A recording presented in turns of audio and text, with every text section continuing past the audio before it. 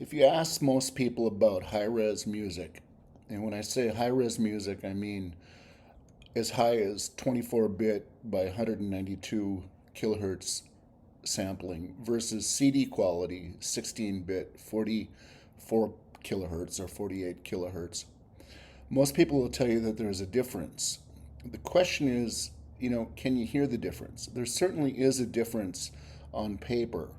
And there's a difference from, a data perspective because more data is actually being recorded. But the interesting question is, can you hear the difference or not? So I thought we'd ask ChatGTP and see what ChatGTP had to say about various things. The first thing we're going to talk about is sampling depth. That is 16-bit versus 24-bit. You'll see this listed as part of source files, music files, the difference. 16-bit allows a dynamic range of about 90 decibels. Well, now, what is a dynamic range? Dynamic range is the difference in loudness between the softest and the loudest passages of the music. Now, 90 decibels is quite a range, considering the following, that most listening environments have a noise floor of about 30 to 40 decibels. That is, if there's no music playing, you just got background noise of about 30 decibels. The other thing is that most music listening is done at what I will say less than 1 watt of input, or 80 to 90, 85, 95 decibels. 95 decibels is quite loud. So most of the music that we listen to is not at a very high volume level. So the difference between the dynamic range of a 24-bit versus a 16-bit piece of music probably won't be hearable in most environments. Now, that's not always true, and we'll talk about what music can demonstrate such differences in a little bit here.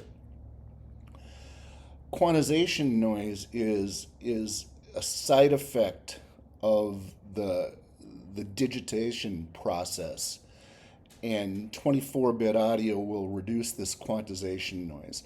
Whether this is hearable or not is also another point of question here. So next, let's talk about sampling rate. CDs are sampled, I believe, at 44.1 kilohertz. We'll round that up to 48 for comparison. High-res sampling rates are as high as 192 kilohertz and higher. But what is sampling rate affect? And the answer is it affects the quantity of high frequencies that can be recorded. There's this thing called the Nyquist theorem, which I won't get into too much, but it basically says that the maximum frequency that can accurately be recorded is 1/2 of the sample rate. So the reason they chose 44 kilohertz for CDs is because that can accurately sample up to 22 kilohertz frequency. Now, humans can hear up to 20 kilohertz in ideal conditions. And ideal conditions are a perfect room and a perfect set of ears, i.e., young ears. Older folks can't hear as high as 20 kilohertz. They can hear, matter of fact, most adults can't hear past 15 kilohertz. And as you get older, it drops to 12 kilohertz and 10 kilohertz quite a bit. So the difference between the lower sampling rate and, say, 192 is the ability to record frequencies up in the 30 and 40 kilohertz range, which nobody can hear anyway. Now, that's not the whole story. There's a slightly more subtle story to it. And that is that in music, frequencies higher than hearable range can have effects on the lower frequencies within that range, within the range of hearing. Uh, you'll hear people say harmonics do matter, and they can matter, of course. But the question is what effect is there? How much of the effect is there? Can you hear it, etc.? Now let's focus solely on whether you can hear the difference or not, and in what conditions you may be able to hear the difference. Let's go back and talk about bit depth first. Remember, bit depth has to do with dynamic range. Um, is there music that has dramatic dynamic range? The question is, or the answer is yes. Yes, there are. Not your typical music that is produced today, however, but um, certain classical recordings can have extremely soft passages followed by very, very loud passages. Will they exceed 90 decibels? That's a good question, of course. Um, Actually, most music, when it's mastered today, is compressed. Matter of fact, that's something that people talk about quite a bit.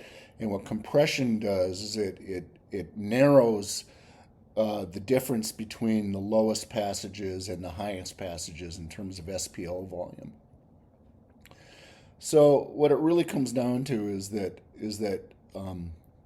for certain music in certain environments with high quality equipment, with music with a lot of dynamic range, and likely a trained ear to be able to hear some of these subtleties, maybe then you'd be able to hear the difference.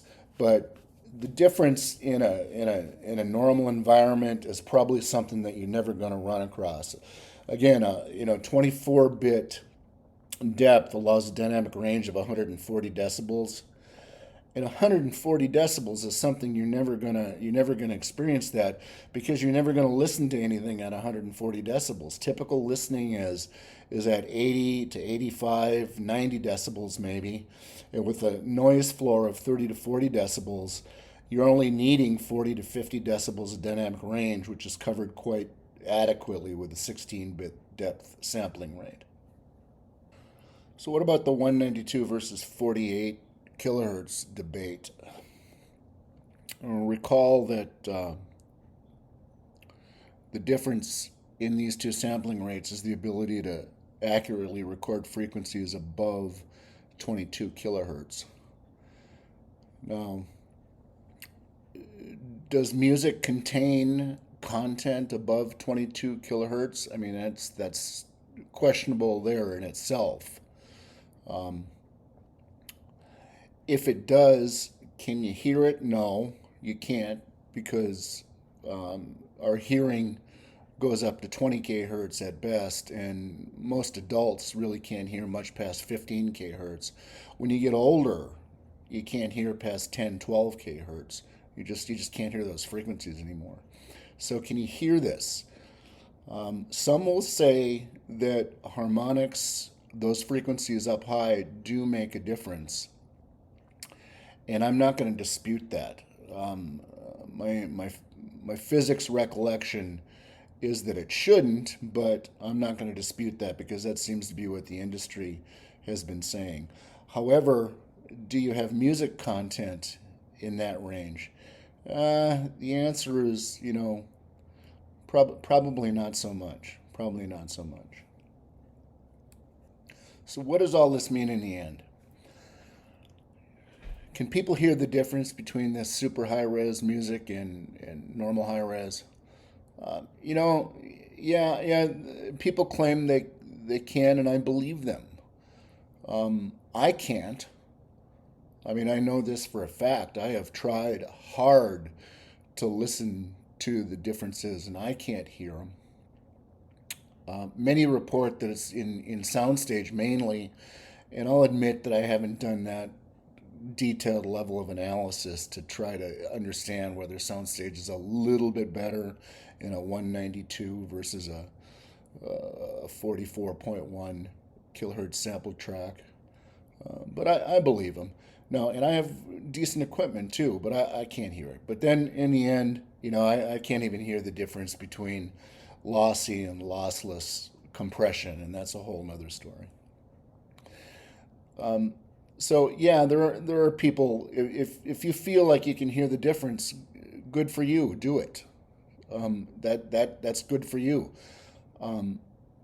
Be aware though that if you're a casual listener, if you have consumer grade equipment, you're probably not going to be able to hear the difference.